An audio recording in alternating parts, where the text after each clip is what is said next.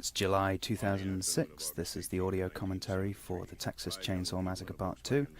I'm David Gregory, the director of Texas Chainsaw Massacre: The Shocking Truth, and I'm here with... Tobe Hooper, the director of the Texas Chainsaw Massacre 1 and 2. Sally said she had broken out of a window in hell. The girl babbled a mad tale. A cannibal family in an isolated farmhouse. Chainsawed fingers and bones. Her brother, her friends, hacked up for barbecue. So let's start with a bit of background. You put off making this sequel for a little while, didn't you? Yeah, it was like over 10 years. After Chainsaw, the original, was made, I think because of the documentary style of it, it was a little shocking, even though it was always on the charts and it kept being re-released. There was some reluctance to make the sequel by quite a few studios and companies. I think the whole thing was just too shocking to them back then, immediately after the original was made. So it found its own place and time, Part 2 did, and kind of its own decade that had its own political and moral fiber.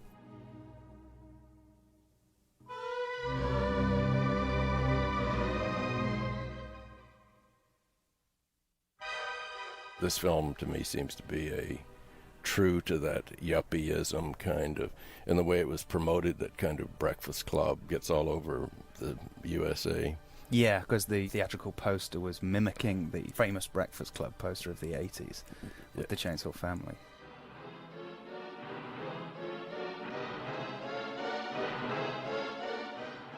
There's a lot of ironic dark humor in the original film. And I think it was so shocking in the 70s that the audiences just didn't see the dark humor. So I decided to make the dark humor a little darker and stand out a little bit more in this.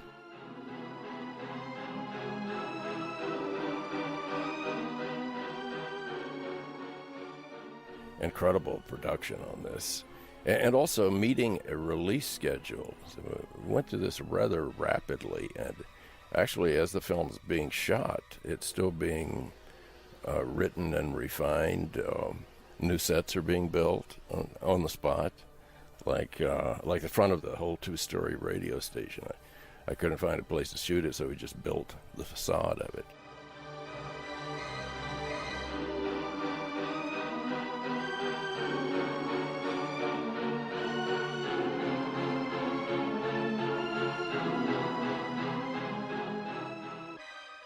These guys loved making movies. The Cannon guys. Yeah, I mean, they just loved movies, totally loved cinema. And I feel that this is a work of cinema.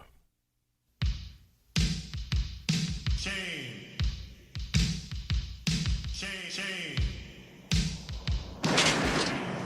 Here we're showing a bit of Texas Road, like the same way that you start the Texas Chainsaw Massacre, but it's not hippies, it's yuppies. Yeah, which is obviously, pointing out that we're now in the 80s. What was it about yuppies that you wanted to satirize? Well, it wasn't so much as satirizing them as it's just that that's kind of what, that's the way life was then. It, to me, symbolized the 80s. Beamer bums, Yep. Hook 'em horns, baby. We are on our way to the biggest party of the world. Yeah.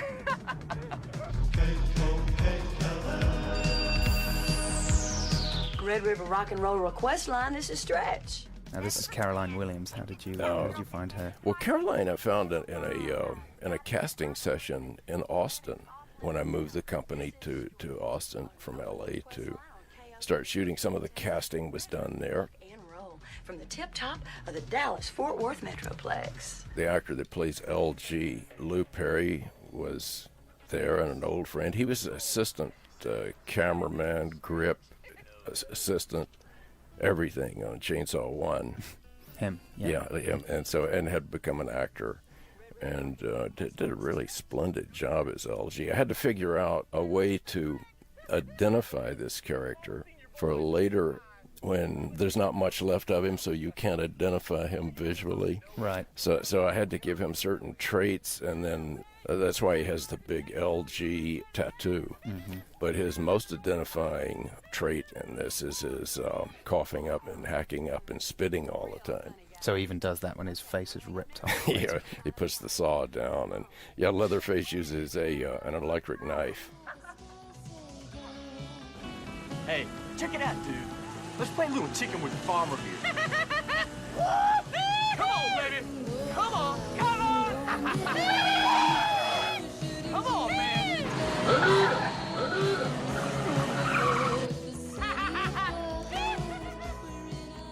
And also there was a familiar kind of Saw 2, as I recall, on the one sheets, a lot of one sheets and things. It was advertised as Saw 2. Wasn't that the name that it became known as amongst you and the crew while you were making the film? It was just Saw 2 as opposed to, so you didn't have to keep saying the long title the whole time. Yeah, right. Yeah, it was convenient, and it sounded good.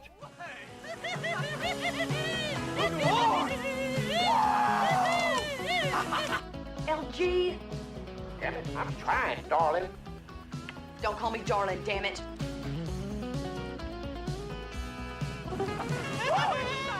Now, the difference between these guys and Marilyn Burns and co. in the original is that they are so obnoxious and annoying, you are dying for them to die. That seemed to be happening in the 80s. Yeah.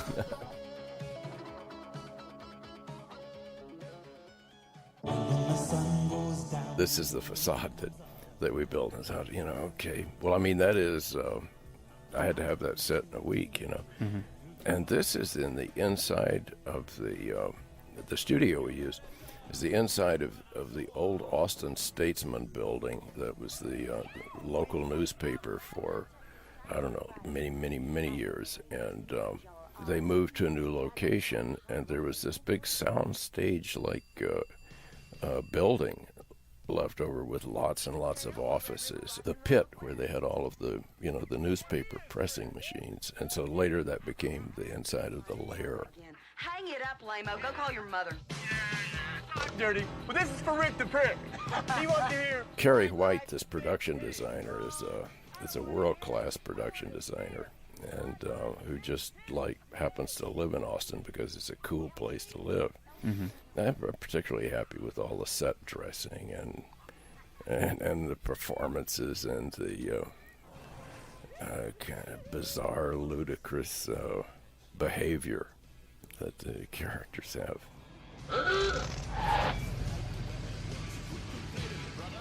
Fuck?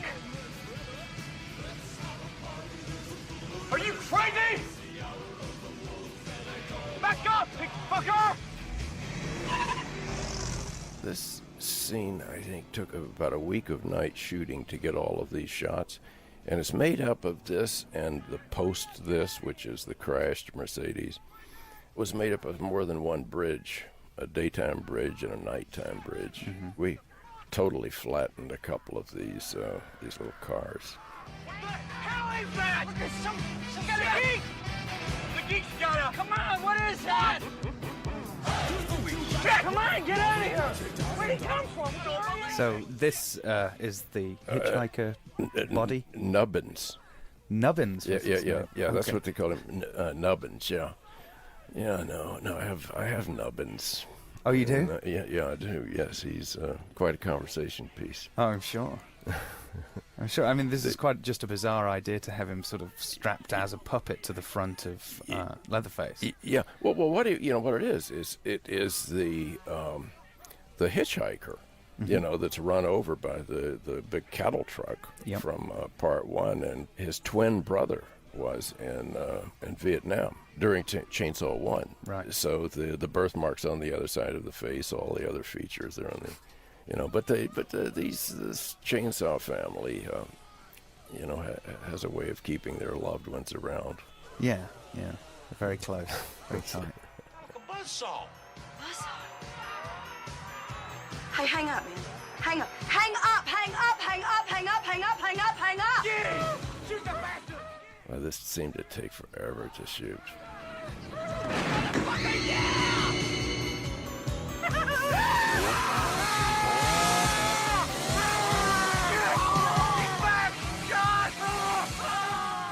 So you also were about to see a bit of gore in this scene. We're going to see some Tom Savini anatomical correctness coming up.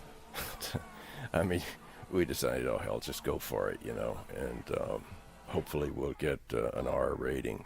Yeah. Missed assholes.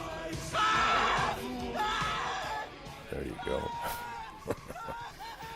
Was it difficult to shoot around effects like these? Well, yeah, it was just hard to shoot. Yeah, I mean, it was difficult to shoot that. That was like a stunt and an effect, because I mean that obviously wasn't the driver's head and hands. Yeah. But that was the driver's seat. Well, they just cut off. So did you make a conscious decision then that, okay, we held back on the extreme violence in the original in order to differentiate ourselves? Let's go all out and go for the gore in this one. After the original, and the original, you know, was not that, there was not that much gore on screen, and a lot of it happens in your imagination.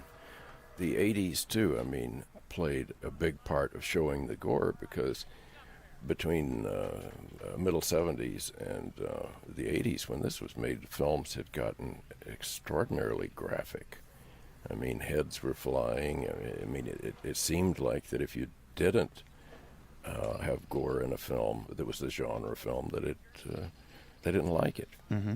Tom and I thought, well, let's talk about this and give them something they haven't seen before. And Savini was more than inventive and coming up with some very, very good, bizarre and gory details. You get out of there! Cowboy, get away from there. This is an accident scene. The area's restricted. I'm not going to tell you again. It's all right. It's all right, Wendell. Lieutenant Enright, sir. We heard you might be headed this way. Did you come over for the big game? You know why I'm here. And of course, this is Dennis Hopper as Lefty Enright. Yeah, Dennis, yes. How did you get Dennis involved? I asked Dennis. I was getting ready to cast the film, and I was in a restaurant. And Dennis was in the restaurant, and I walked over and asked him if he would consider doing the film. He said, let him think about it. And so we talked in a few days and made the deal. Hell's exactly what they raised. I think Dennis enjoyed quite a lot of this. Yeah. Well, this was a good period for him, because after a few years in the wilderness, shall we say, you know, this was around the time he did Blue Velvet and got nominated for an Academy Award. So. And then there was some big film after Blue Velvet. Yeah, he did get. Was it Hoosiers? Yeah, that was it. Hoosiers. Yeah. Riot. You know what riot means? You were a ranger. Can't hardly keep them down by law, and if you go around promoting this chainsaw. Trying to speak plain. Saves time. There was a backstory in this that where Dennis, Lefty Enright, years and years before this film, before this story begins, his backstory, he had a relationship with this woman, and she got pregnant, and then that became Stretch, the Caroline Williams part. Mm-hmm. So she never knows that in this, but the backstory is all there, that there is this definite relationship and protection going on. That's why he says, Franklin, they got you too. I mean, he was familiar with all those people when the Caroline Williams, when Stretch was very small. So she essentially is related to Sally and Franklin from the first film. Yes, but I don't exactly know what that relationship is. Zeus! Remember the Alamo, cowboy?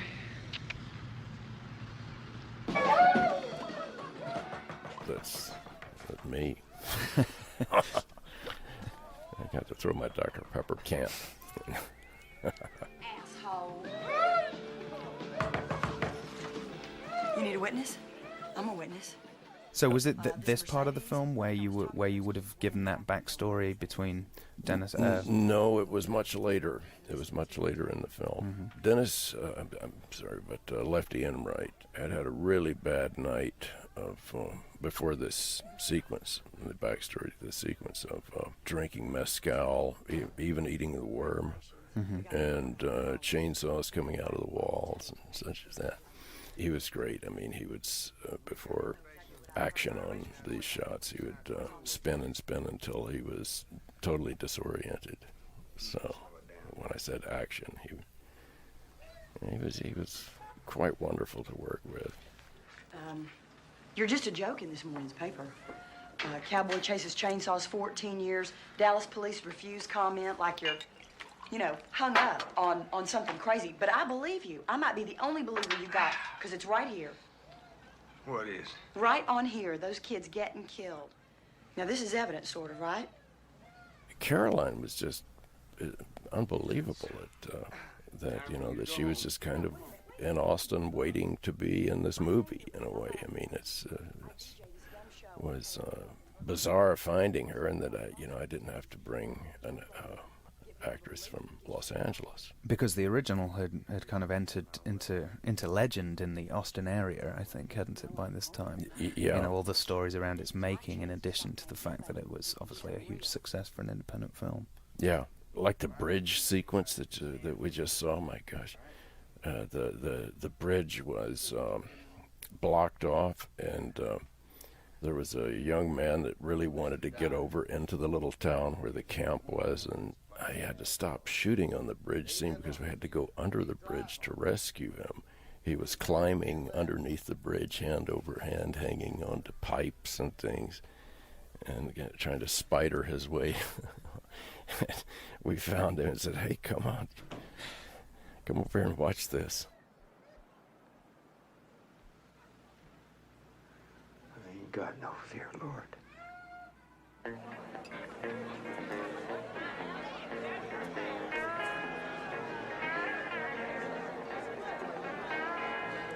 What about this French fry house? Yeah. Would people do that? Oh, I don't think so. No. I mean, LG would. Yeah. And did. Hard ass. Hard ass? Me?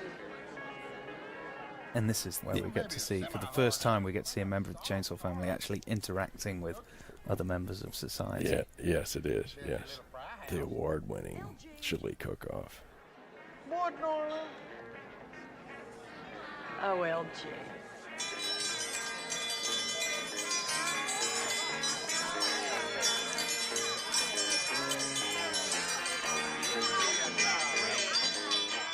What made you want to actually show the cook in his kind of day-to-day life, take him out of the environment we've seen him in, and into a much more normal environment? Well, he was actually the only one of the lot that was presentable enough to be in public, and of course he did interact with public at his little his gas station and barbecue stand. Austin?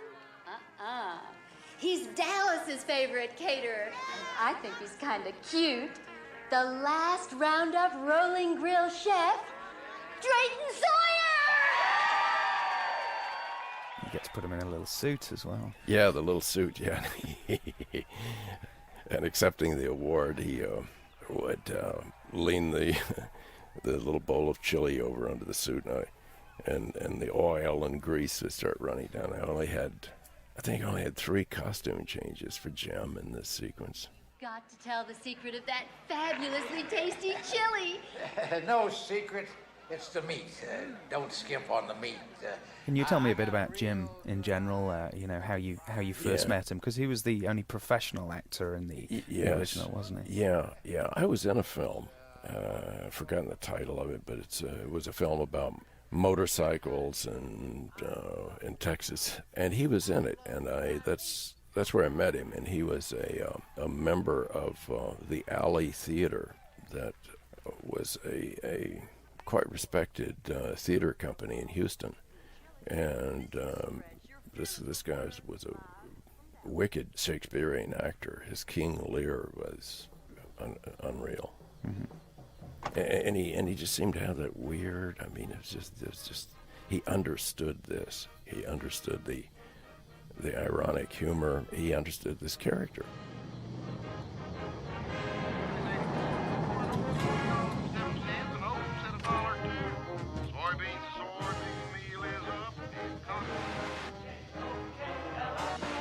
Now be sure to watch your drinking and driving on this wild and woolly Texas OU weekend. This is Stretch on KO.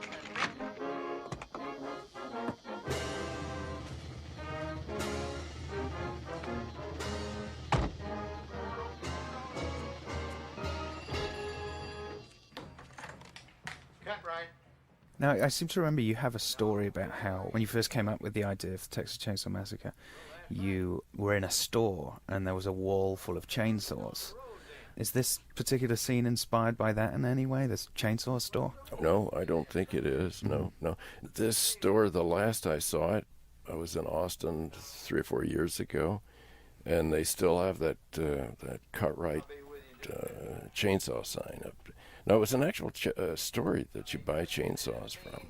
Uh-huh. And, I mean, it's just sitting there, and it was like, wow, what could be better than this? It's total natural. It even had unless Carrie put them out there, and I was unaware of it, but it had the logs out in front that they test the chainsaws on.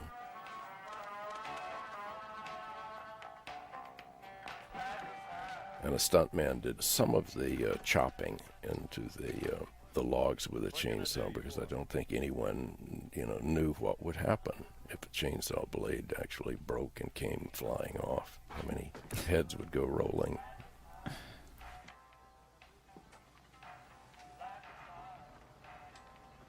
So you're going to find out.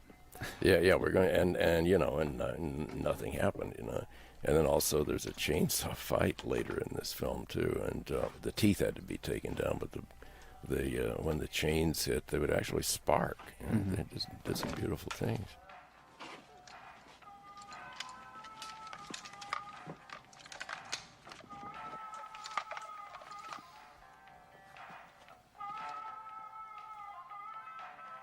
Yeah, it really seems like Dennis is having some fun with this. Yeah.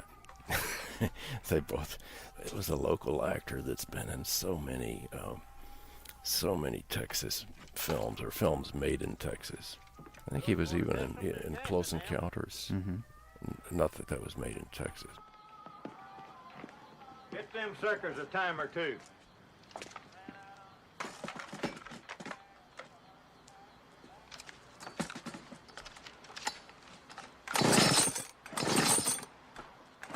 So can you tell me a bit about the writing of this film, getting Kit Carson and how you approached it with him? I'd worked with Kit on another script, and I liked his work. I liked his sense of humor. I also had a deadline to meet, and that was to get this picture on the screen as soon as possible.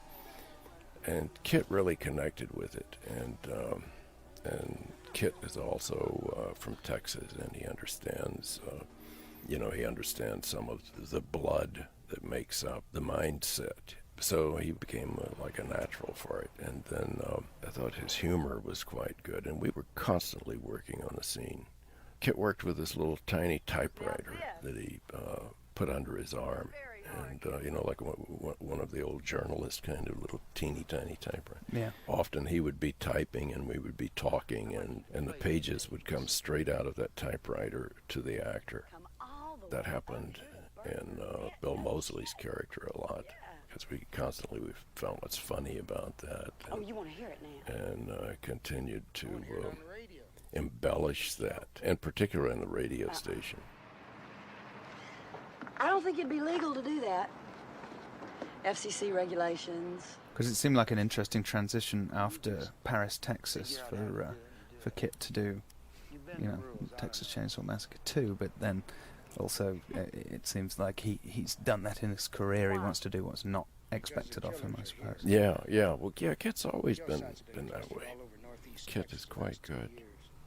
He's a good actor as well. Mm-hmm. Actually, I should have really put Kit in this film somewhere. What would you have had in this? I don't know. They shy away from piecing it together as murder. They call it accidents, disappearances. You got that last slaughter on tape. You play it on the radio. Maybe then the laws will stop trying to shut me up and start helping me. Besides, give you something real to do. You said you were going to do this alone.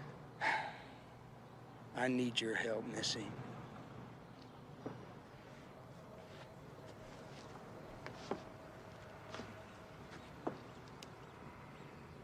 Well, you can call me Stretch, Mr. Enright. Well, now, you can call me Lefty. It's mighty nice doing business with you. Thanks. Weren't you originally going to be the producer on this, and then you became the director at a later stage? Yes, that is right. I met with quite a few of the town's young genre directors at the time, and no one would take it on. They were very career conscious, and they thought, well, if they took this on and it didn't work, it would not look, it wouldn't work for them. Mm-hmm. And so I simply couldn't find anyone, and so I decided, well, okay, I'll go back into that world again. And this time I think I'll enjoy myself. Because you didn't think that people actually saw the humor in the first one, but there was a lot of humor in the first one. Yeah, that's after like 8 years or 10 years or something like that, the dark comedy seemed to, started popping out, like look what your brother's done to the door, and all of those calls on morals and family behavior. So I was disappointed at first that they didn't see that. So I decided to make sure that it was visible in this. Last roundup rolling grill. We're still #1. I told you boys, and I told you, don't call on this phone. Now, damn it, get off. What? What's on the radio? Now don't bullshit me. I can't. I won't. All right, what station? This ain't no joke, boy. Tune it in.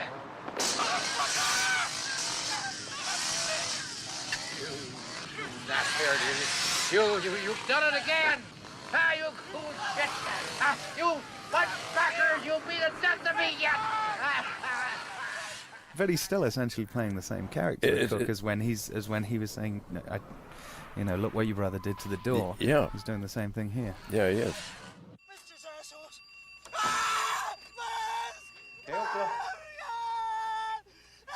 Come on, Lefty, where are you?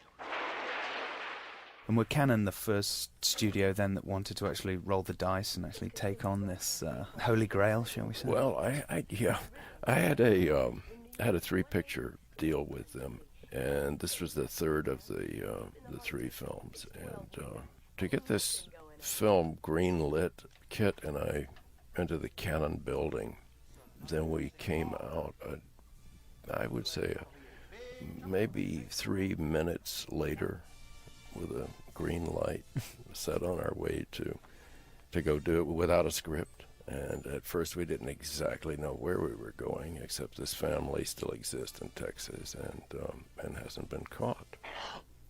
So now they were in the croissant business with barbecue, selling to the yuppies before the big football games. Got a lot of complaints, darling.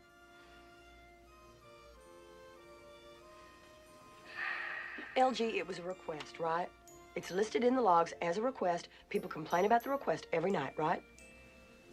Uh-huh.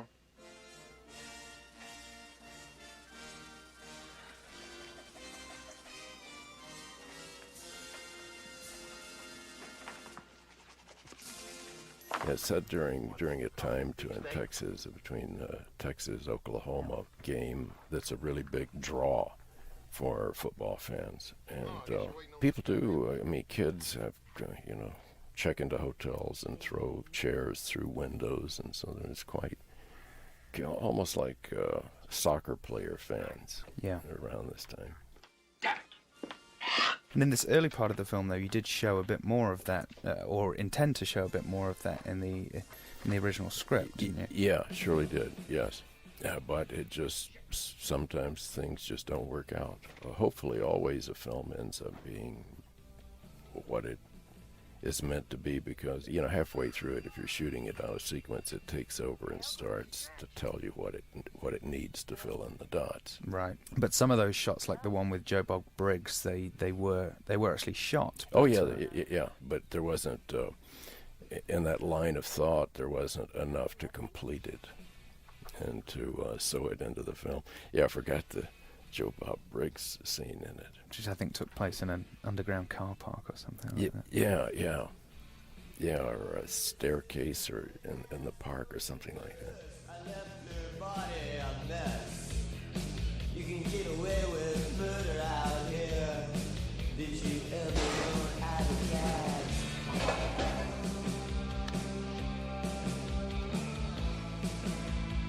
LG? Man, what?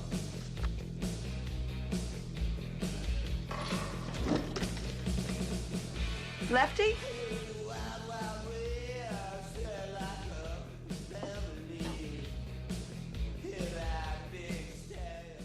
I think we're going to see a murder here in a moment that goes on for some time. And we're about to be introduced to Bill Moseley's character, Yes. Chop Top.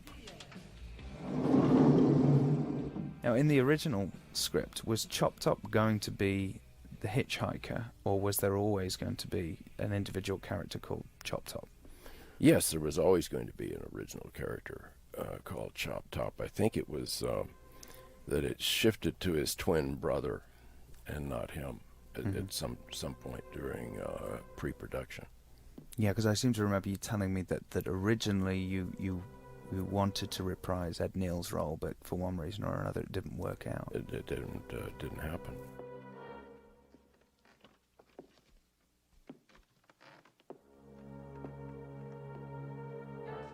Lefty? This coat hanger has gotten a lot of, has been the subject of a lot of discussions with my director friends over the years. Oh, yeah? Yeah, no, they love the coat hanger. Bill Moseley still has the actual coat hanger. Oh, he does? Oh, yeah. Oh, that's great. And the teeth. Oh, yes, yeah. Oh, yes, that's right. I've seen the teeth. Yeah. I've seen him in recent years with those teeth, actually, yes. Can't close that. Hi, I know what you're thinking. This is weird, huh? But I can handle it. You know?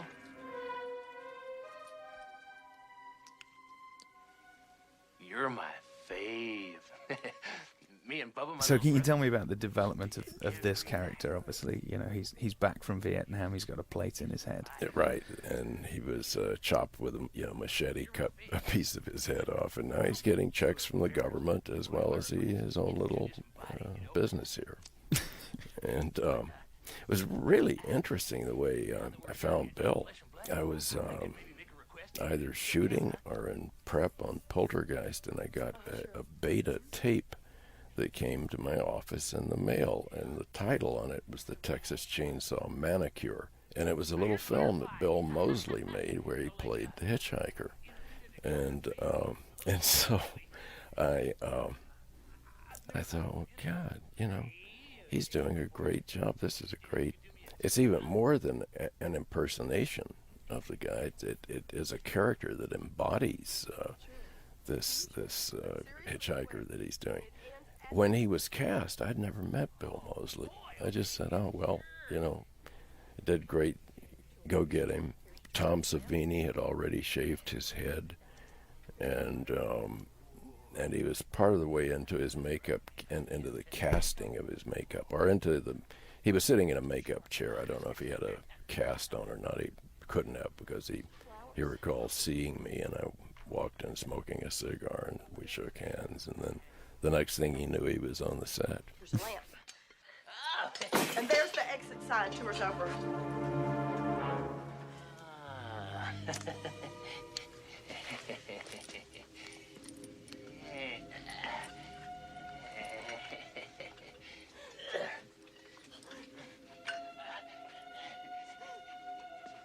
E-X-I-T.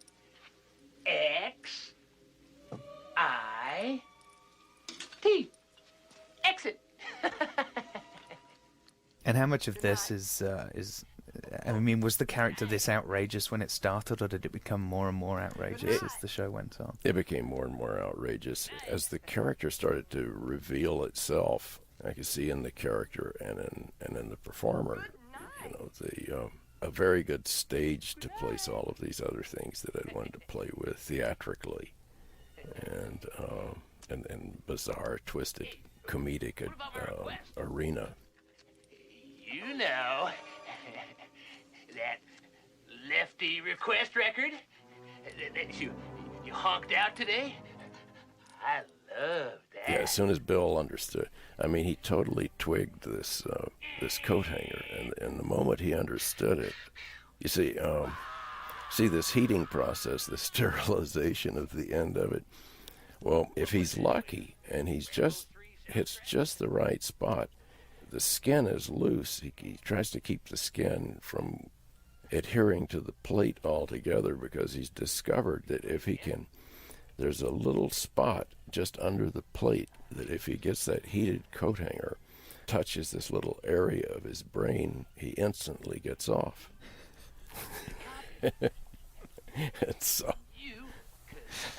And so that's his, you could call it a sex toy, actually. Yeah. Him. What's in here? Record vault. Oh, where you keep the golden oldies and maybe the new music. That was a dodgy effect.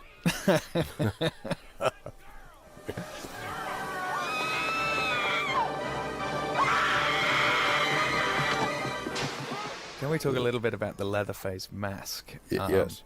It's a little bit different than how it is in the first one. The first one's, it's a bit more raw, and obviously Tom Savini has made it more like, several faces stitched together. Right. Did you discuss with Tom how you wanted the Leatherface face to look? Yeah, yes, I did. Yeah, the original is quite scary, I must say. It's like parchment. But yeah, I wanted an ear visible, somewhere in the neck, I think. I wanted extra, faces sewn together, actually, to create a face, stitched together with several faces. He's going to send me back to the VA hospital with a dent in my plate.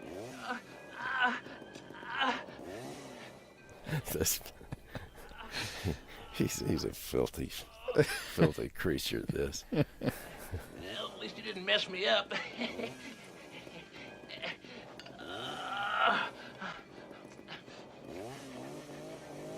Dog wheel hunt! Get that bitch, Leatherface! Get that bitch! And all his sayings like dog will hunt. Yeah. That were these things that came up as the show was going on, or was that stuff that was already in there? He's got so many catchphrases. Yeah, I think dog will hunt. I think that's a Kit Carson phrase that Kit, I think, had used in shall we say, real life. But I can't remember. It's like music is my life, and lick my plate, you dog dink. Yeah. A particular favorite. Lick my plate, you dog dink. Yeah, that's a great line.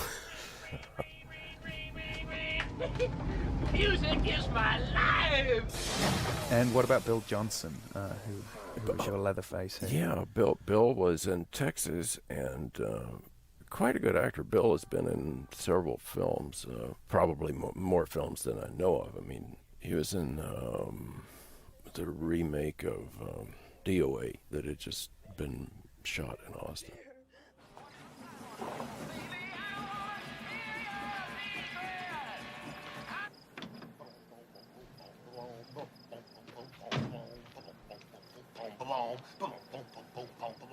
Goes inside your haunted head. Lou has worked on and off for a long time. He was in the sheriff in Boys Don't Cry.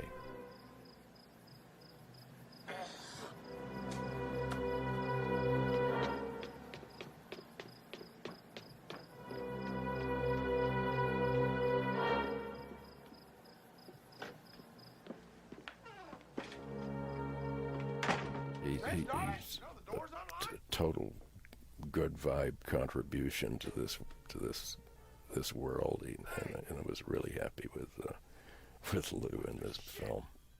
Hey, lick my plate, you dog dick! What the fuck you think you're doing in here, you crazy looking little son of a bitch? Get out of here!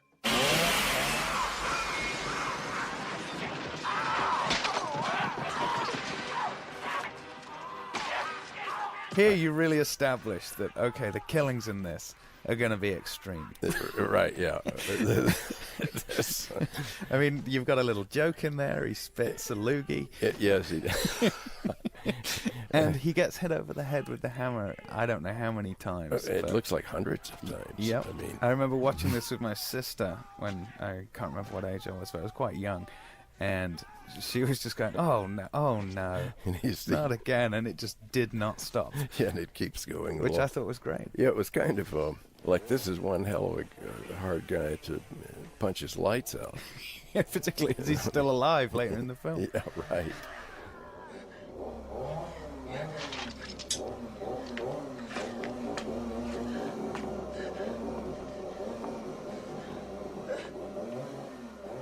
That was another thing as well. You have Leatherface doing kind of a little dance quite a lot in this film. He holds the chainsaw above his head and he does a little dance. Is that kind of a throwback to the last scene in the original Oh, film? yeah, yes.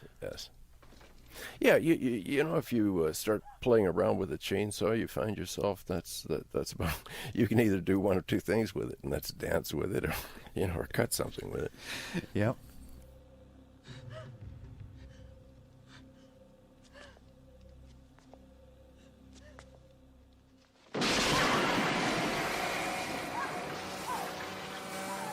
This saw he's using, I have this saw at home, and it's quite heavy.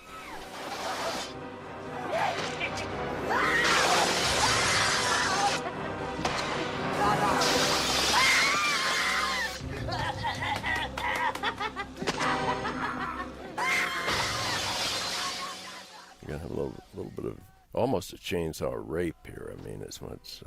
Yeah, you definitely add a sexual element to Leatherface's character in this as well, which is a heterosexual element when you consider that, it was very ambiguous. Yeah. Well, you can see throughout this film as he gets really turned on to this girl. He doesn't quite know what to do with those feelings. I mean, he's very, very much, a part of the family. I mean, family is so important in this tribe, and he has a total dilemma. He doesn't exactly know what to do with her and these feelings. And he's getting some new feelings here, I think, that he just hasn't experienced before. And she's playing up to it. Oh yeah, I mean, she's teaching him new things without knowing that she is. How good are you?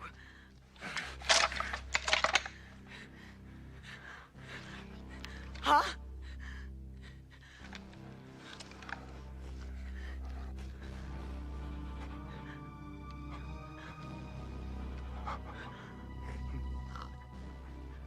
Yeah, I think in some way she sparks to being able to control him. You also, make it very clear, obviously, that the chainsaw is a phallic symbol, which became a part of film criticism in the 80s about horror movies, and the fact that the knife or whatever it was that the guy chasing the woman was basically right. It was basically the rape, and so you're making it quite obvious here. Yeah. Yes. No. I'd already read all of those things. Yeah. And in particular about the knife, tall buildings, and all of that. Yeah. Are you really good? Yeah, he just doesn't know how to deal with this strange proposal. Really good. You're really good.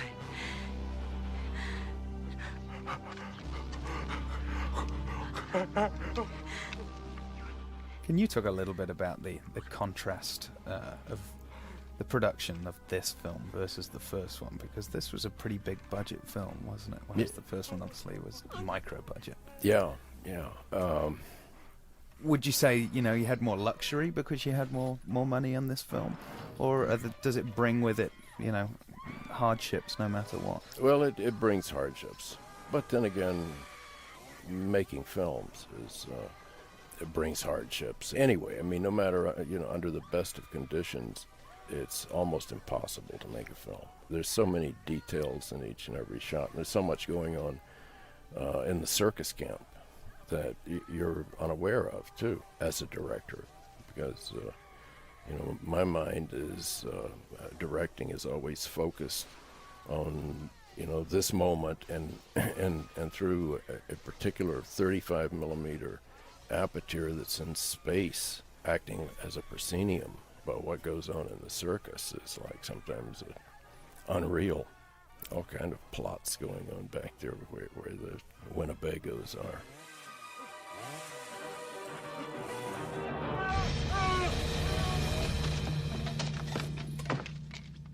Leatherface! Hey! Did you get her, Bubba? Did you get that bitch? Hey.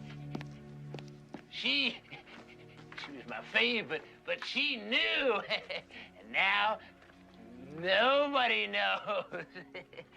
What size crew did you have on this film versus on the original, for example? Oh, I don't know. It was huge. I mean, there was the original film. Everything could fit into, say, a truck the size of the truck that was the van that was the van in the film, in the original film, or two of them. In fact, the van in the film, the original film that we used, was one of the transportation vans. Mm-hmm. Actually, parenthetically on this, that was totaled 2 or 3 days after the production of the original film because it ran into a cow going at something like 40 miles an hour. But I mean, this was like trucks and trailers and hundreds of people. And was it all shot in Austin, the studio stuff as well? The Texas Battleground was shot about 30 miles outside Austin, something like that. But yes, it was all right down to the last insert was shot there.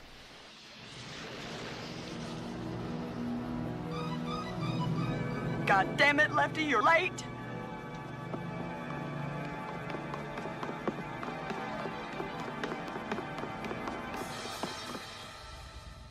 The 3 films that you made for Canon were Invaders from Mars, Life Force, and this. And this, yes.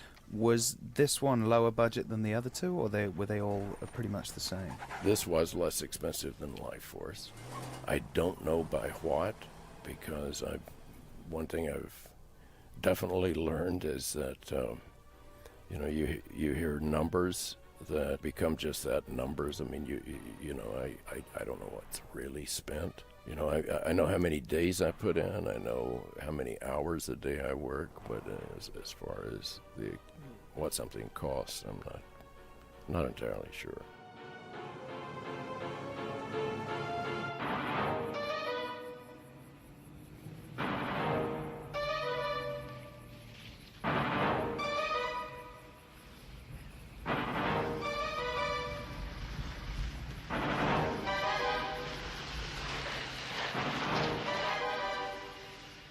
Can you talk a bit about this set and how it's the new abode of the Chainsaw family? Yeah.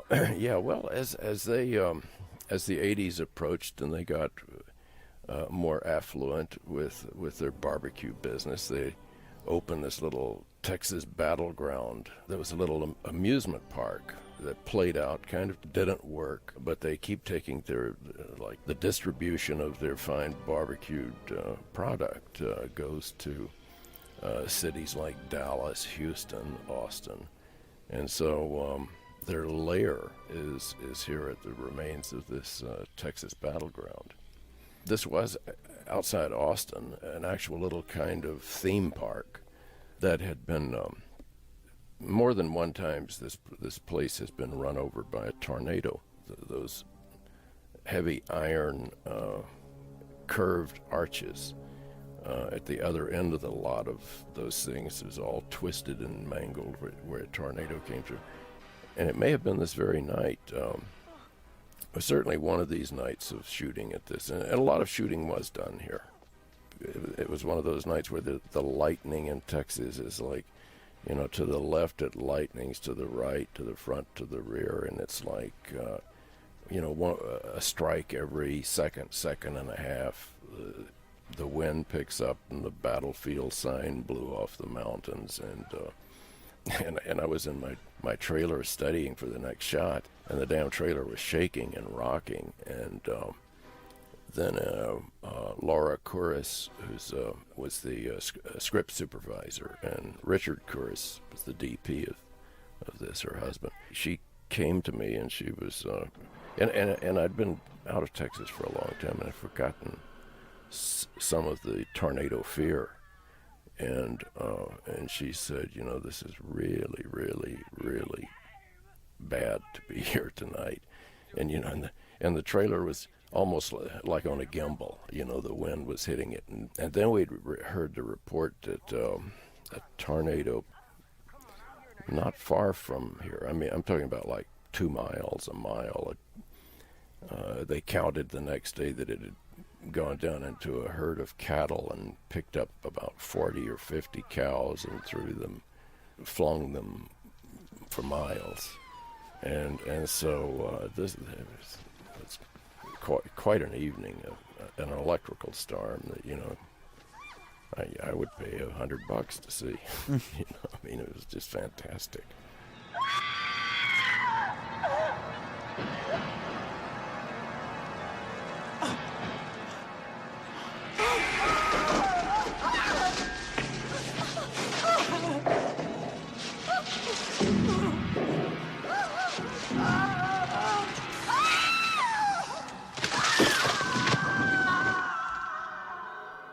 Oh, my God.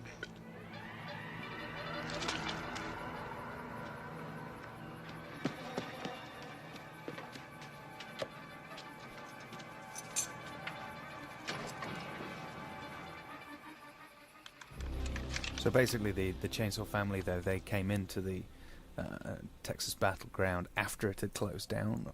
Yeah. And was this all created, or was this part of actually there? That part was actually there. The statues, God, I have no idea where Carrie found them, but they were brought in.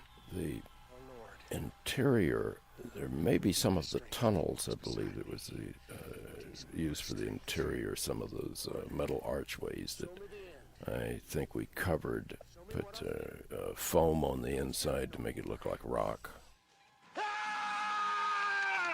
I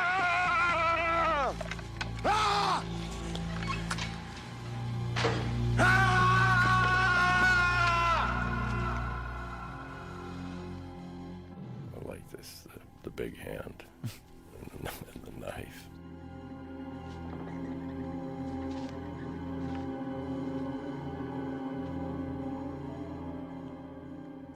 Now, did you also want to kind of take it away from the realm of reality once you go into the underground here, because the first one was so well known for its realism and that kind of thing? Yeah, well, you know, from the very beginning of this, it started demanding its own look, and its own, and I think that came out of character behavior. Because that's really where I start with a film, is not so much the look of it, but character and behavior.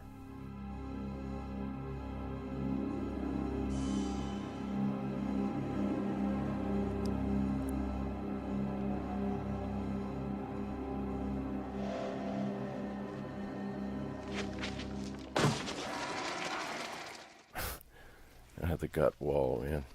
Tom Savini did not spend all his time making those. That was a almost certain a rendering plant operation. I'm bringing it down! Down, down! Bring it all down! Bring it all down! Now, you were saying you were working on a very tight deadline on this film. Were you able to get it all done in time, or did you have to make certain compromises? Or It doesn't look like there's any compromises from watching the film. I mean, I just don't recall. I know the deadline. The deadline wasn't so much a shooting deadline, though, as it was a deadline for distribution, a distribution window that I had to make. And were the Canon people heavily involved in the production, or did they generally leave you alone? They pretty much left me alone. There was a moment of kind of intrigue towards the end of shooting, but I've seen much worse. Really not quite enough to talk about.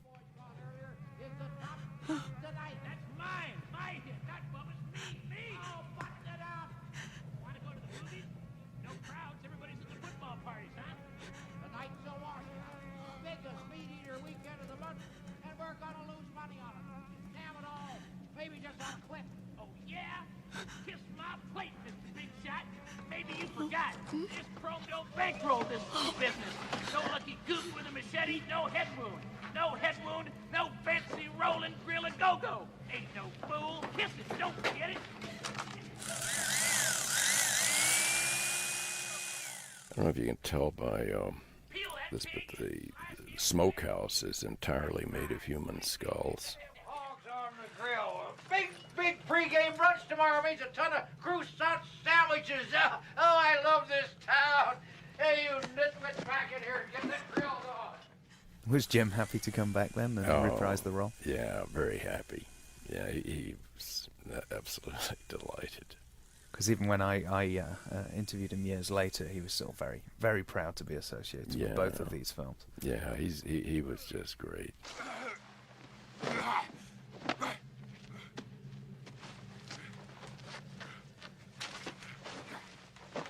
William Hooper, my son, made a lot of the bone furniture, and he was in the art department on this one. He made some of the tools, some of the. I think there's a cleaver coming up here pretty soon. A meat cleaver that has some kind of bone handle.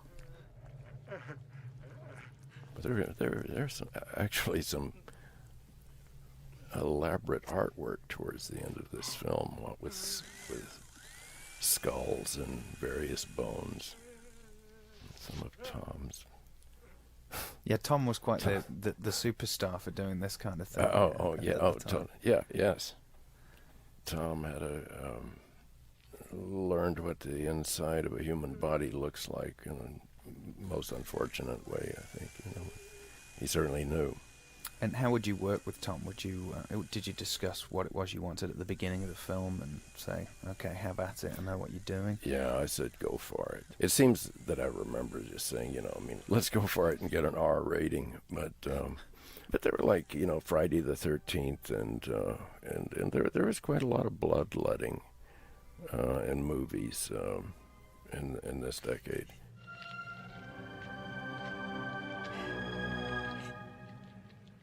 Did you have run-ins with the MPAA on this film? No, they just simply wouldn't rate it. I mean, there was no run-in. They just simply said, this one, you just forget about it. The only way you can cut enough out of this movie to satisfy us is to put it in a can and put it in a closet somewhere, The title sequence, maybe. So how did that go down with Canon or whoever was distributing it? Because were you required to deliver an R-rated movie? No. You hope for an R, and I was surprised that it was either NC-17 or X. I'm not sure. Yeah, I think it was pre-NC-17, so it would have been unrated. Yeah. And so they preferred to just go out unrated than put an X on it, and that's a severe thing to do to a movie too. It limited how they could publicize the film, and television spots. A lot of newspapers wouldn't run ads. But do you think that ultimately harmed the box office potential of the film, or do you think that actually added to it for the horror fans? Yeah, I think really the hardcore fans, it would have added to it. It's hard to say. That and in that it's this really surreal black comedy. I think probably the mainstream audience expected more of the same, like from the original film. Startles and chair jumpers and deeply disturbing, disturbing in a different way. Put that down. What is that? Is it wet? It's wet. Put it down.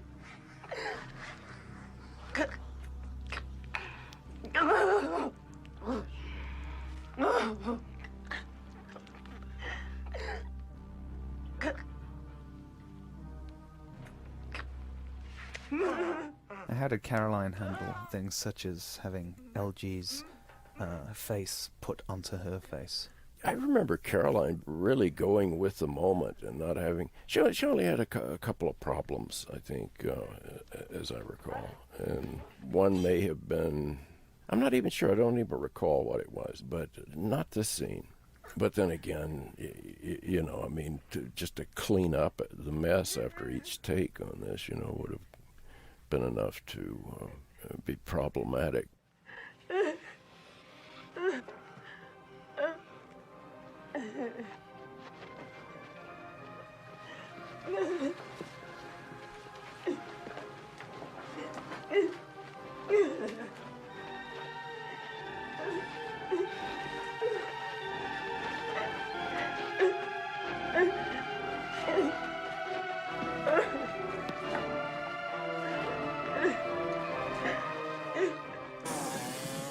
I suppose one of the inevitable questions is why you didn't bring back Gunnar Hansen as Leatherface. Was it because he was no longer in the business? Or? No, I don't know. I really don't know. Maybe it's because he didn't live there anymore, and or it could have been that I was out of touch with him. I'm not sure.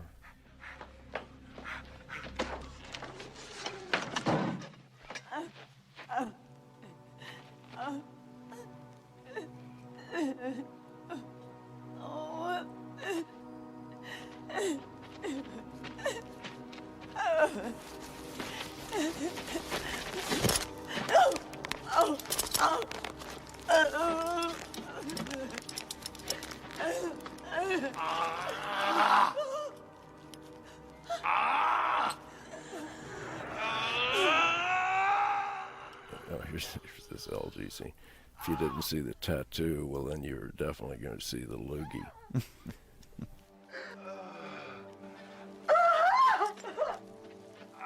It's an amazing piece of makeup. I've never actually seen it so clear before. Yeah. VHS copies. You can't see all the detail. But I think Fangoria published a poster of it where it was a real close-up, so you can see all the details. Yeah. No, you can. It's pretty amazing what Tom did, because when the mask comes off, it really fits like a puzzle piece, and back to his poor face. He's way messed up. He's nuts. He said Lou Perryman said in a recent interview that he thought it was strange that Leatherface would have left his boxers on when he was skinning him alive. So he offered to do it butt naked. That was even too much for this film. Yeah, well, I still had hopes of getting a rating, Yeah. while I was shooting. I'd forgotten that, but yeah, I mean, he would have. I mean, Lou was totally dedicated to this.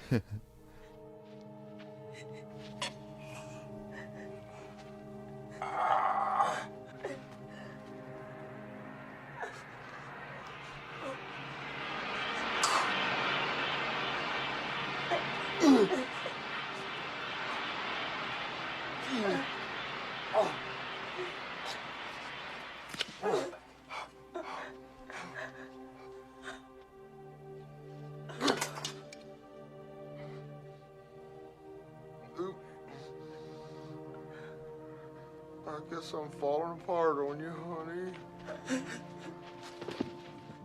So how did the film actually end up doing when it came out? It did kind of okay. It did great on video. You know, as I recall, it's went double platinum on video, but I have no idea how many screens. It was a fairly wide release, as I recall, for then. You know, it's not like today's 4,000 theater releases, but it was probably, I don't know, 1,200 theaters, maybe, something like that. And then, you know, the hardcore genre fans went, and then word of mouth finally prepared you for the differences between the two films. And it's taken actually a long time to see the film as a kind of separate, kind of a relative of the first film. This surreal, expensive, and I say that expensive too, talking about the 80s and the metaphors of the 80s that this film has in it. Because of course now it has a lot of fans. You know, would have seen at the time that there was a certain amount of disappointment, you know, which was probably inevitable considering the film that it was following. But now it has people who, you know, some people who actually like it more than the first one. Yeah, no, I know it has definitely come into its own. Well, it probably helps that there's been other sequels and now remakes as well. Right. And, you know, it does actually stand out as quite a unique piece. You know, it's truly a beautiful cinematic work. There's a cinematic style to it that makes it appealing. You fucked up again! You fucked up again! He says, hey, those lawyers, legal media, corporate electi. Half an hour of valuable kill time wasted running down them coked up pencil necks and not a good chop on the whole bunch. I picked the middle skeleton. Me, nobody but Bubba, you whole wretched soft vested again, huh? That's the main support beam Fuck you, idiots! You vultures have balls, you both big bitches! Look what your brother's done! It's kind of the thing I've wanted and have been doing recently with film, taking it into a kind of almost opera. I'm not talking about characters singing, but I'm talking about a dramatic scenario that is traveling in your mind to process with music that helps the aperture expand. I was trying quite a few stylistic things in this, and my director friends totally appreciated this film in its day, and you would be surprised of the names that I could mention that this is their favorite film. Mm-hmm. Or then again, maybe you wouldn't be surprised. Take it all out! Bring it all out! Bury the devil! May the Lord have mercy on our souls! Get that thing out of here! Maybe it cracked the main butane tank. It's up there. Go look at it. So what about these three actors acting together? Did they have a good dynamic amongst each other as the family? You know, did it just kind of spiral into this crazy Thanksgiving dinner of a scene? Yeah, yes, they did. Yes. Ball businessman gets it in the ass every time. Right! It's junk. Quit. Dump this cook show. Sell off this turkey. It's time. It's in the air. It's what the public wants. I don't want to hear that again. There's a little spark that happens here. Ow! That spark of Z16s you just saw. After this take, after I called cut, that whole back wall turned into flames back there, and we almost lost the set. And the crew was pitching in, pulling those bags, those burlap bags that covers the wall, and everyone pitched in. The fire department was there really quickly. Butane tank up there. Go look at it. Get your butt moving, boy. Go up and look at it. Go look at it. Kick you in the ass again. Longland! It's a hit, it's a bang, it's a smash! Get him up, brother! Now, Jim being the more experienced actor of these three, am I right in saying that he'd probably done more work in acting than the other two Probably guys? so. Did they kind of look up to him as the guy to lead the way that the family would interact? If not, they should have. You know, it would have been the way for them to go. I mean, I was quite in there as the father of a lot of this madness. Madness, yeah. Big crazy booger. That's all but, bro.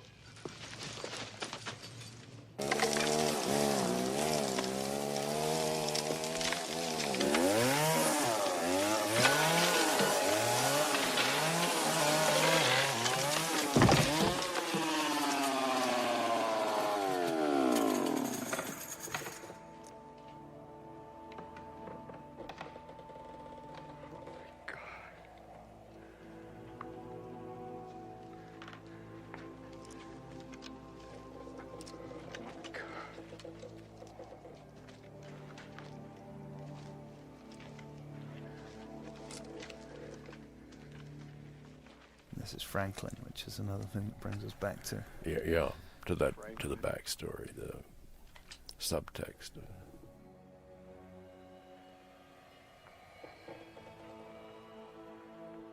Somehow it seems like Franklin's skeleton would have been... Never mind. What, a little bigger? Yeah, you got that. But then that isn't the way it works, right? No. I mean, nature breaks things down. I'm here now. In its own way. I'm here now. They can't do this. They can't do this. Those extra chainsaw chains hanging on his... Chop Top's utility belt had some really interesting things in it, from Harpo Marx kind of bicycle horns. I'll take you back to hell! I'll take it out!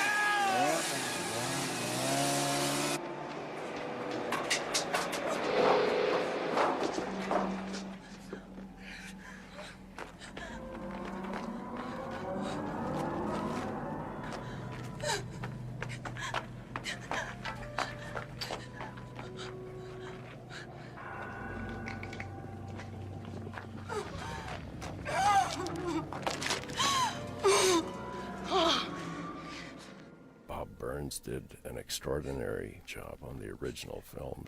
I mean, some of his bone creations were like you. Well, I saw one at Sotheby's, actually in a catalog. They were selling it one of the masks.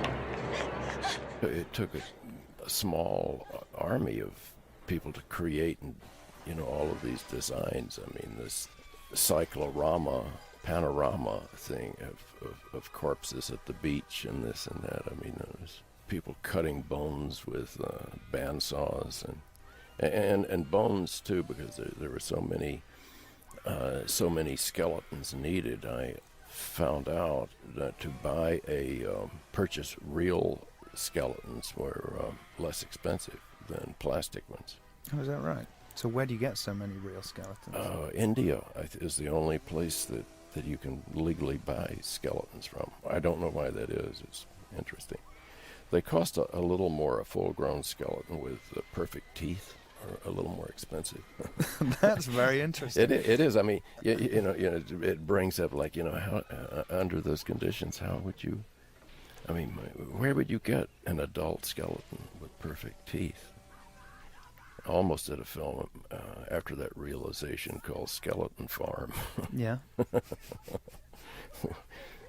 And what would that have been about? Well, it would have been about the pampering of a culture, pampering almost like Kobe beef, you know. I mean, really protecting the animal, taking good care, dental work, make sure the brushing is done, make sure it grows up just properly, no broken bones, you know. We have the best skeletons for any pharmaceutical company or any school anatomy class in the business. Luckily, you didn't need skeletons with perfect teeth. No, so you could no. have... It came in under budget on skeletons. The saboteur that's fucking up our house, trying to put me out of business. Thousands of dollars lost. You got that kind of money? No, it's the DJ, my fave.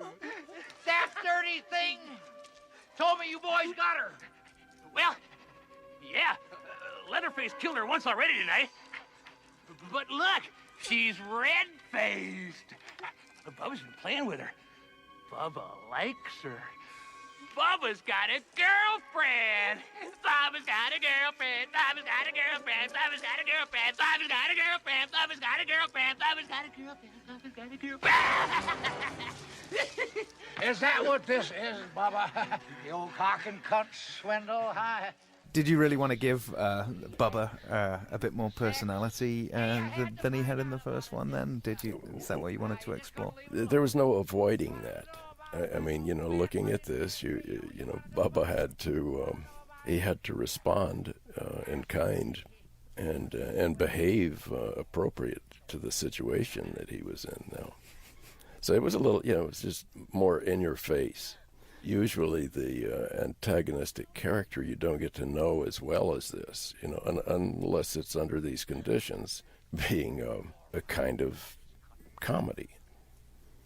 That isn't really what this is, but I'm trying to figure out what exactly genre this would be. Well, it's certainly a precursor to the extreme horror comedy of the likes of House of a Thousand Corpses. Yes. You know, there's comedy in that film as well. Yes.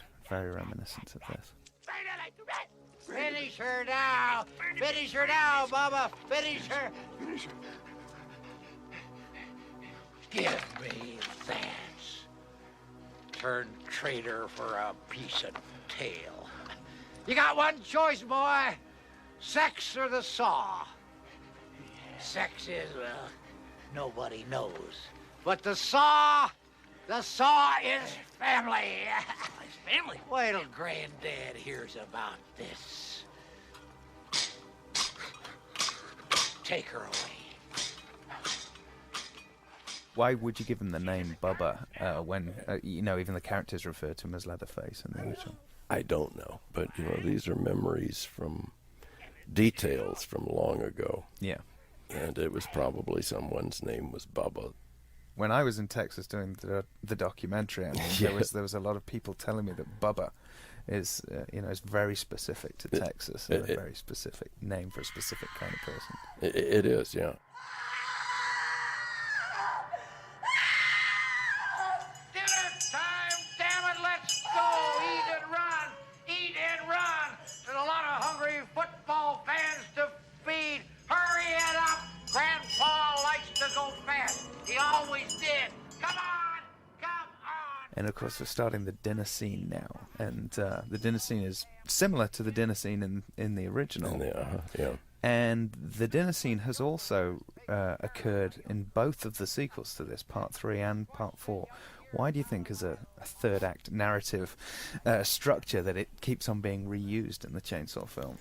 The films I didn't direct or write, I don't know, but central to the Texas Chainsaw Massacre, the family, is of course dinner scenes or dinner. And as I recall, you know, as a young boy growing up in Texas, dinner time, especially if it's a large family occasion, was the place that you could get in more trouble with your family. I mean, it's kind of where resentment and all kind of things spark up out of dinner time.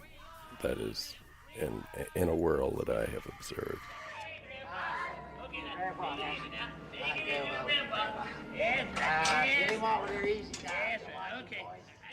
And bringing the girl home for dinner to meet the family as well, of course. Yes, yes. There's something about that, sitting around a campfire, sharing and eating and bring something interesting out. Grandpa's strict liquid diet keeps him as fresh as a rose. Every spring, the Atlas Rendering Company used to throw a big barbecue for Grandpa. Oh, he was the master. He was the one and only. He showed us all the business. We bring Grandpa out here as well. Oh, Grandpa's got to, yeah. How is Grandpa still alive at this point? Oh, Grandpa, well, he'll tell you. It says fresh liquid diet. They make sure Grandpa has the proper colonic treatments and such as that. Those old guys, the old blood drinkers, I'm talking about the people in the slaughter business, where blood sausage came from, things like that. I mean, they'd live a long time. I mean, that was the story, that these blood drinkers would live longer. Mm-hmm. There's Grandpa to testify to this. One morning, Grandpa just quit going in. It was the shame. It was the shame. The shame. There's more work to do. Let's get on with it. Right, let's get on with it. Bingo! Get that tub over there in a hurry. Do I have to do every damn thing around here? You just... Bubba, she's ready. Bring her on down.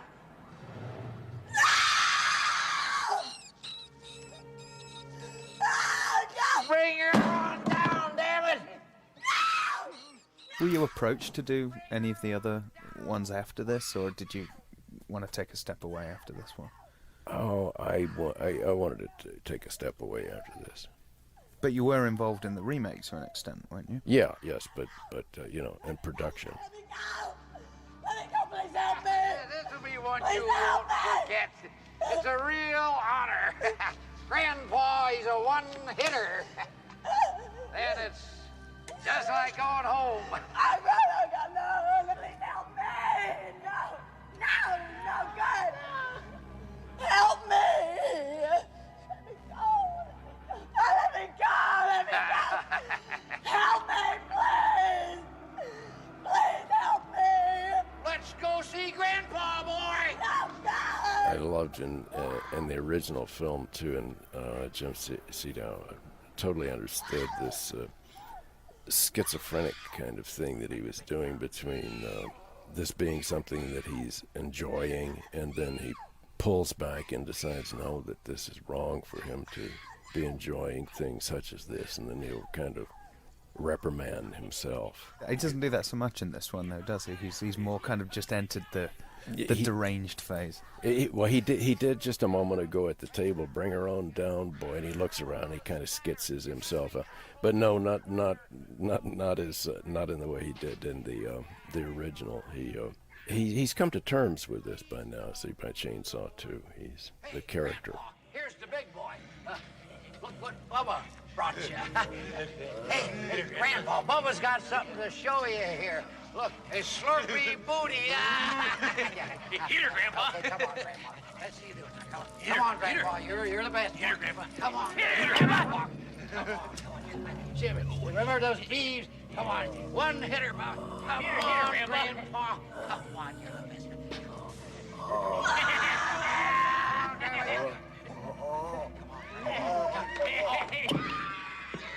Sometime after the original film, that capturing video and having it and being able to play movies back all the time.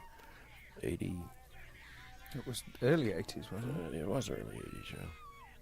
And until then, we took it home as a memory and couldn't break it down and study it. Do you think that's better or worse? Oh no, I think it's good. If you want to see the construction of a film, it's good. And it's very good that there's home theater and 16:9 and DVD and 5.1.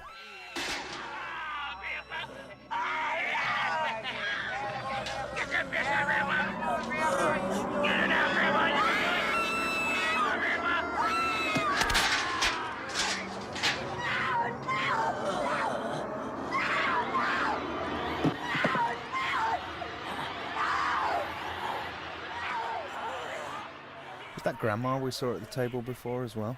No, that's Nubbins. Oh, that was Nubbins. That's sitting Nubbins, there. yeah. Okay. Yeah, Grandma's up in Chainsaw Heaven right now. You'll hear him say it, and that's up at the top of the Matterhorn. That's what the Of course, yeah. I saw the Paramount logo on this. That's the end of the movie is Caroline up in the.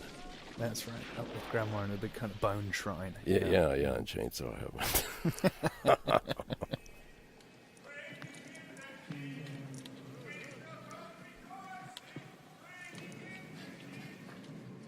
Bringing in the sheaves, bringing in the sheaves. Oh, shut We up! will come rejoicing, What the bringing hell's in going the on here? sheaves. Oh, and in the morning, oh, and seeds of kindness, oh, and in the noontime, waiting for the heart. When Dennis jumps down from this distance, it's a thing called a swap-off gag. You'll see him jump, and then you'll see him recover from the jump and walk into a close-up, and it's like that's a stunt man. Then down under the frame is Dennis. Then he comes up. Boys. What the hell's going on here? That the American way of entering a man's home singing like that? I think that's an important line for some reason. Boys, you never should have been doing this. Who sent you? Those sissies over at Delmar Catering? Were you involved in the music in this one? Yes, you I were was. in the original. Yeah. So you actually did a pretty major score for this film, whereas it was more noises first time around. Yeah, it was more synthesizer samples. But Wayne Bell did work on this film. Wayne Bell was the sound production mixer on this, which means he was behind the Nagra and capturing all this dialogue. Wayne is quite possibly one of the best production mixers in the business. Wayne really understands sound and good sound. And I remember at the time mixing the film that all the mixers were blown away with the quality of production sound. Very little ADR in this. Lefty. Sister. Lefty. It's not relevant to this film, but can you explain, speaking of Wayne Bell, can you explain how you did the noise at the beginning of the first film, which goes wing? That noise. If I told you, Wayne, I can't really tell you without Wayne's permission. Oh, fair enough. Because he and I are. You're gonna keep that a secret. Yeah, something should be a secret, and it's out there anyway. Yeah.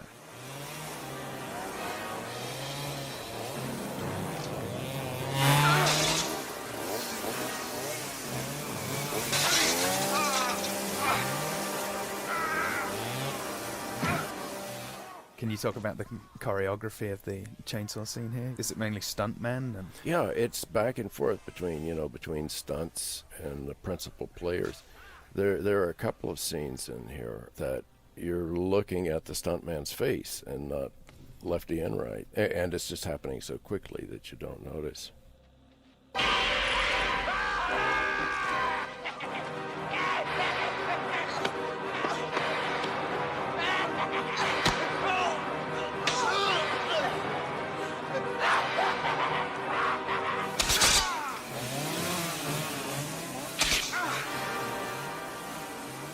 You didn't actually have blades on the chainsaw here? No, had the spiraling chain, but we'd taken the teeth off.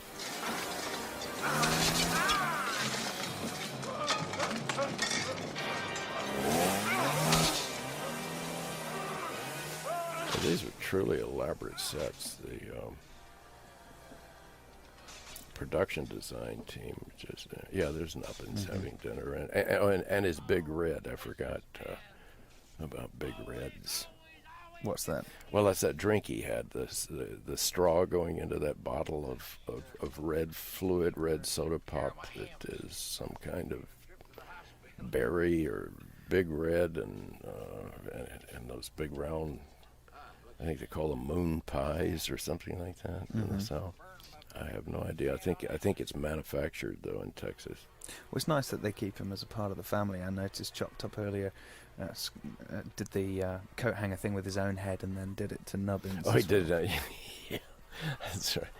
Doesn't matter. He's been dead for 20 years. Yeah, right. He's putting as much life into Nubbins as he can. He's sharing what he can. Yeah.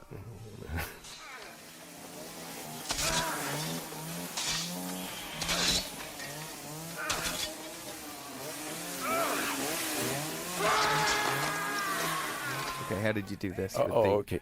It was like an arrow through the head gag. The chainsaw went in, and then the off-camera side cables went around to the fitting. I mean, it was like a body harness, and then cables went around and operated the saw on the other side. Fuck you, Charlie,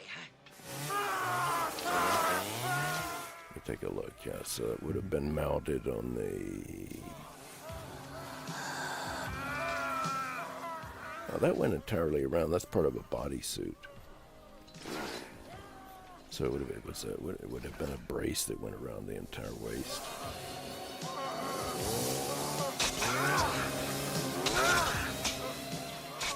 And was it important to you to actually kill off the family in this one? So this would be the end? You mean what I was thinking then? Yeah, I mean, I know. I mean, it basically blows up, and let's face it, the cook, Leatherface, and Grandpa are going to be dead. Yeah. Well, there must have been something like that going on. Free trade by hooking and crooking. And then kerflooey! The gods just... And Nubbins. And Nubbins. Yeah, Nubbins in shreds. Not this time.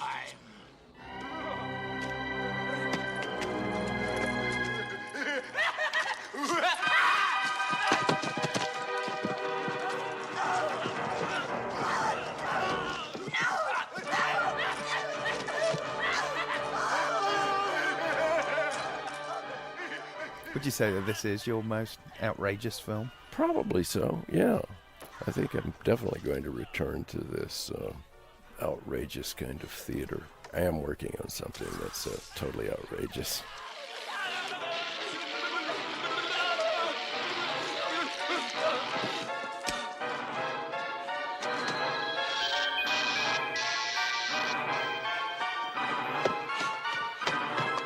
I got the last laugh right here!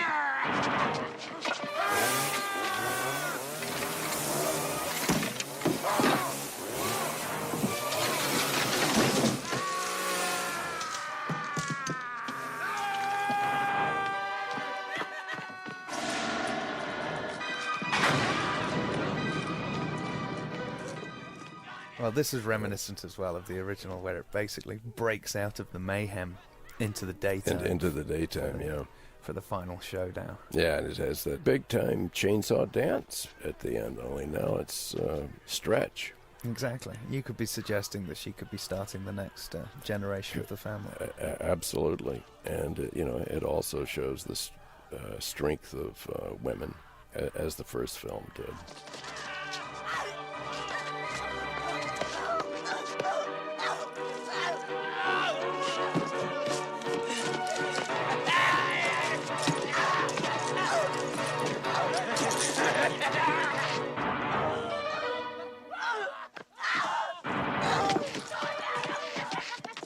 The first film you had a surviving female at the end, which became the way all horror movies in the late 70s and 80s were. There would be the surviving female who beats the monster. But I can't think of any horror films that did that before Chainsaw.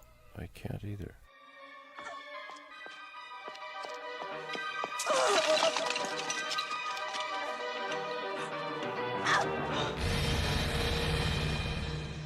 So here she's no longer just being kept upstairs. She's actually in Chainsaw Heaven, as you say. So she's definitely, she's shrined out. And she's bloated a bit.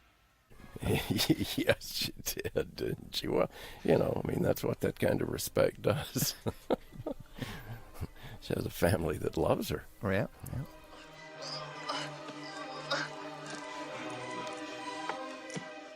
I did a film a few years ago where the stuntman playing shot him out of a cannon or something, and he reminded me, he told me that he did some of the gags on this. Mm-hmm. Get in now. Get in. That's an incredible work of art. That Bone mobile. Yeah. yeah. My face. Look. Look!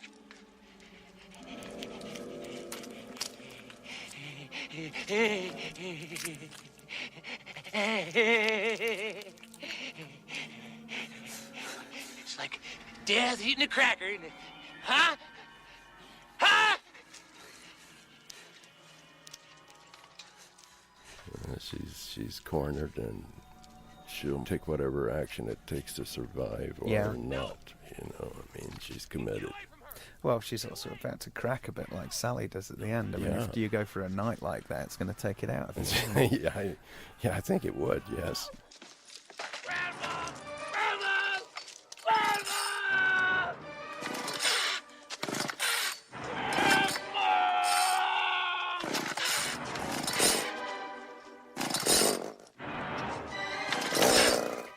You killed her, you hog bitch!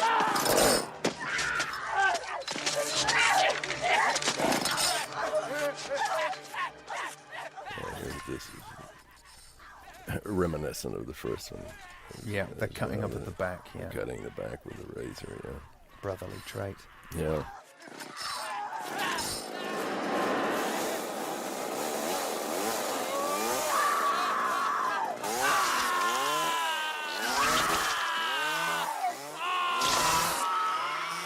There you go. And he goes right down the Right back into the chute, right back down into to join the family. to join the family. Yes. How did you get this shot?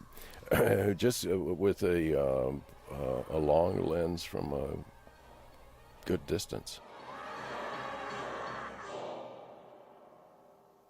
What is it about Texas that you think lends itself to having characters like this? You know, I mean, just lost in the middle of nowhere.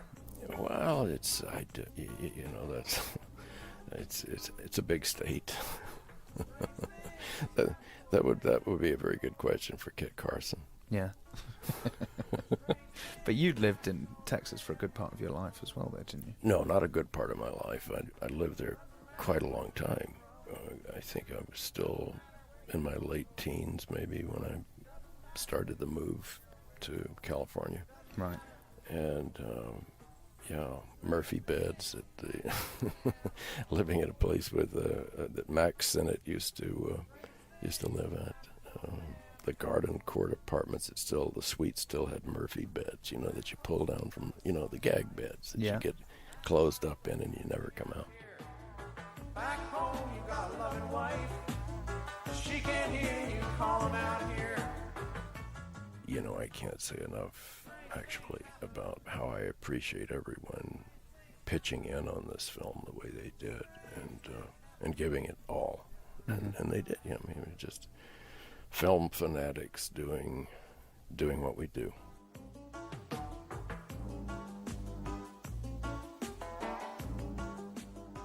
Dick Curris did an incredible job of DPing this film. Curris and I go way, way back. I dare say Curris wouldn't even know. Had you worked with Curris before in a director DP capacity, or you just knew each other? We just knew each other, and he taught at one time at UT, he taught film. I don't know, we were just like friends, even before my student film and before The Heisters and way back.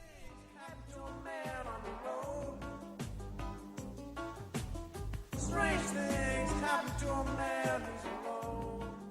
Looking back now, you haven't seen it in a couple of years. How do you rate Chainsaw 2 in your canon of films? Oh, it's way up there. I very much like this movie. You basically obviously made a big splash with the first film, a film that's never going to be forgotten. Are you a fan of the genre, or did you kind of fall into it because of that? Are you happy to be associated with the horror genre? Oh, yes, I am. Yeah, and yes, I'm a fan of the genre. Insofar as the original Texas Chainsaw Massacre, it was one of those gifts, I think.